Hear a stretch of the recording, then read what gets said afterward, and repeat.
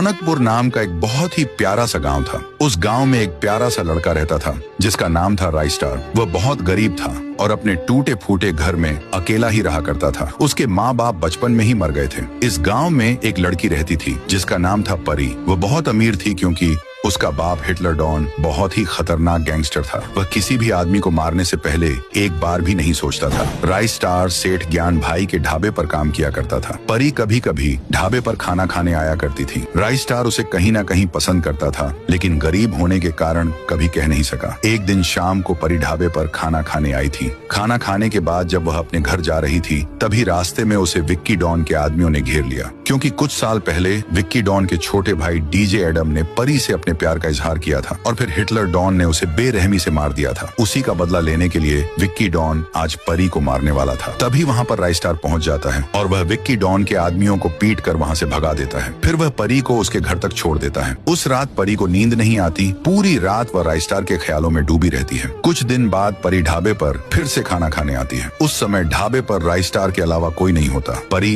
राइस्टार से अपने प्यार का इजहार करती है और वह भी हाँ कर देता है। इसके बाद दोनों रोज छुप छुप कर मिलने लगते हैं। एक दिन परी कहती है, मुझे पहाड़ बहुत पसंद हैं, चलो ना पहाड़ पर घूमने चलते हैं। राइस्टार भी उसके साथ चल देता है। जब वह रास्ते से जा रहे होते हैं, तभी हिटलर डॉन के एक आदमी ने उन दोनों को साथ देख लिया और उसने हिटलर डॉन को फोन कर दिया। हिटलर डॉन ने कहा, उन दोनों का पीछा करो, देखो कहाँ जाते हैं और क्या करते हैं। वह आदमी उनका पीछा करने लगता है। राइस्टार और परी दोनों एक पहाड़ के ऊपर जाकर मौसम का आनंद लेने लगते हैं। उस दिन तो कुछ नहीं हुआ। अगले दिन रोज की तरह राइस्टार ढाबे पर काम करने के लिए चला गया। शाम को जब वह घर गया तो उसके पैरों तले जमीन खिसक गई, क्योंकि उसके घर में आग लगी हुई थी। यह देखकर राइस्टार फूट फूट कर रोने लगा। तभी वहाँ पर हिटलर डॉन के गुंडे आ जाते हैं। वे राइस्टार से कहते हैं, हमारे साथ चुपचाप गाड़ी में बैठकर चलो, वरना तुम्हें गोली मार देंगे। राइस्टार भी चुपचाप उनकी गाड़ी में बैठ जाता है। अब आगे क्या होगा देखने के लिए नीचे यहाँ पर क्लिक करो।